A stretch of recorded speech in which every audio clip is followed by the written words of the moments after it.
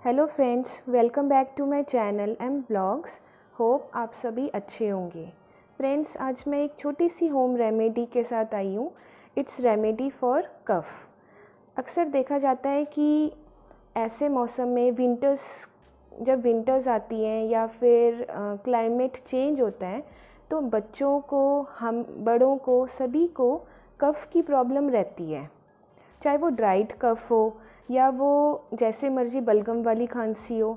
हम इतनी सारी मेडिसिन्स लेते हैं, फिर भी हम कहते हैं कि यार खांसी नहीं जा रही, या एकदम से छिड़ जाती है खांसी, या बच्चों में तो ये चीज़ कॉमन ही है।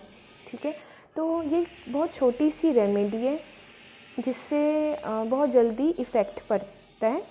करना आपने क्या है, आपने एक छोटा सा, जैसे कि आप देख सकते हैं, मैंने एक छोटा सा ड्राइड अमरूद लिया है, सूखा अमरूद लिया है। जिनके तो घर में पेड़ हैं अमरूद के, उनको तो वो वहीं से ही जो गिर जाते हैं ना, छोटे छोटे अमरूद होते हैं, आपने देखा हो, जो बिल्कुल ड्राइड होते हैं, काले से होते हैं, आप देखेंगे। तो ये वाली, इससे ये रेमेडी होएगी।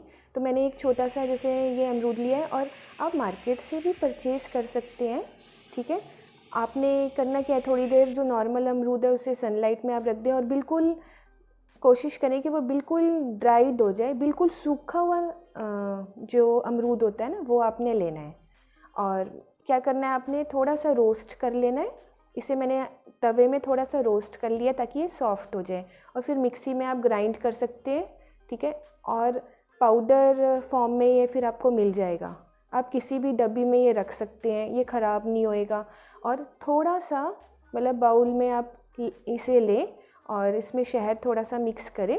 जितनी क्वांटिटी आप उसकी लेंगे, पाउडर की लेंगे, उससे डबल क्वांटिटी। लाइक अगर हाफ़ स्पून आपने लिया है तो 1 स्पून इसमें हनी मिक्स करें, और इसे आप बच्चों को दें और ख़ुद भी लें। और ये बहुत ही इफ़ेक्टिव रेमेडी है। 3 to 4 डेज़ में आपको फ़र्क पता चल जाएगा। तो होप करते हैं आपको ये वाली इन्फॉर्मेशन मेरी पसंद आई हो फ्रेंड्स।